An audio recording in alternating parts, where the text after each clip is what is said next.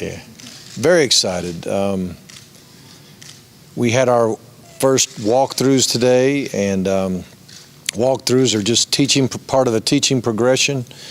We're in a 5-day acclimation period where we can practice 1 time a day, and today we can be with just shorts and helmets as far as the gear is concerned, but we are able to teach and install the beginnings of our systems: offense, defense, special teams, and it's exciting. Everybody was up and bright-eyed and ready to go, and the coaches are excited.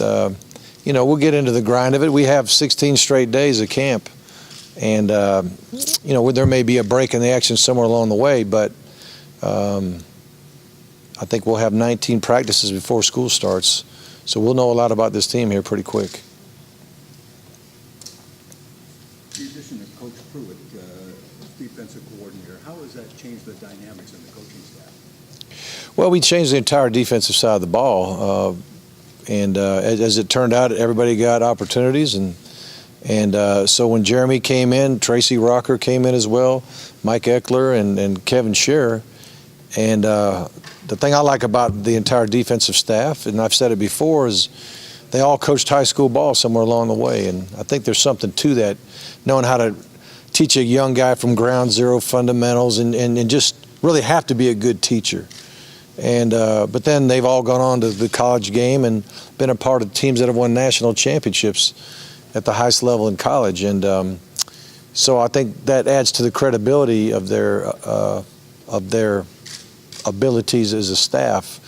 But I like the way our defensive coaches coach, and Jeremy's doing a great job of leading them. Got the training camp cut? Were you there, Coach? Yeah, I got number 5 all the way around. I started this summer with the 6 here and a 4 on the side, and I said, let's get all the same length and see what happens. But feels good. I don't have to mess with it anymore, so it's good. That might last you for the season. It could. It could. That's Mason said that he was speaking to you the other day. He said he liked how that camp was going. Excuse me, their individual workouts, you know, doing the 2 spots on the Pascal.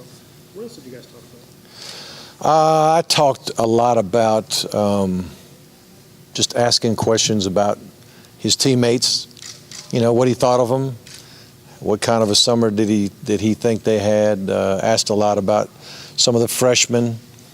You know, you're kind of curious to see how those guys are developing. But he's very optimistic. He felt like the summer strength and conditioning, some of the changes we made there, I talked to him. I've talked to a lot of the guys. I was talking to Josh Dawson. He felt like the way we trained was very helpful to trim guys down, helpful to make them more flexible. And we ran more than we've run in the summertime, and a lot more shorter sprints, a lot more change of direction, quick burst, short recovery, burst again type stuff that football is turning into with this high-tempo stuff.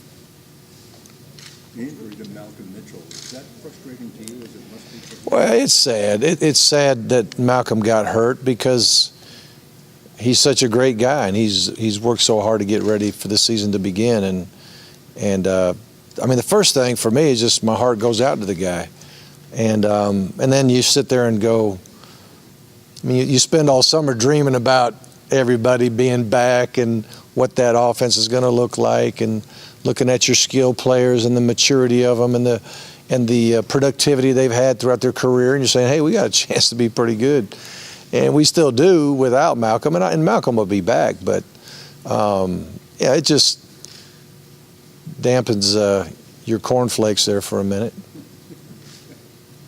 Rico Johnson, offense, defense? Yeah, Rico will start out on defense for us.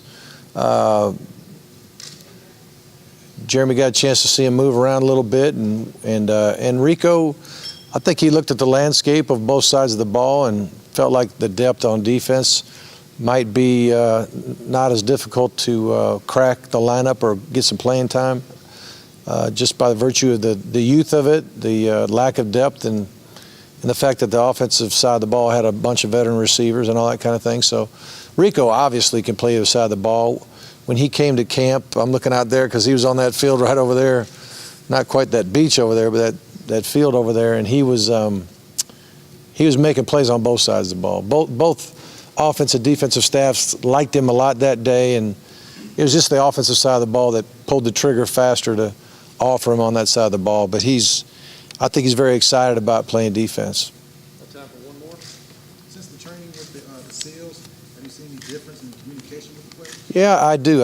We had a group of men called the Program. They're really former military people, different venues, some Navy SEALs and other areas of the armed forces. And it was a leadership course, basically. It was a hands-on leadership course trying to create better team leaders and create better team members.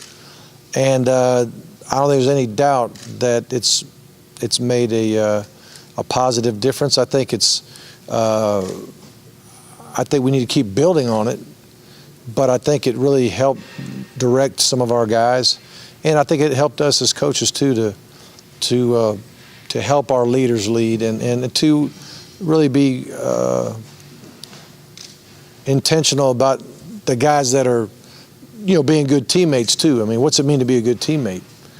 Because if you have leaders and you're dealing with a bunch of guys that aren't good teammates, then it's very difficult. But if everybody's a good teammate, we're going to be in good shape. Thanks. All right.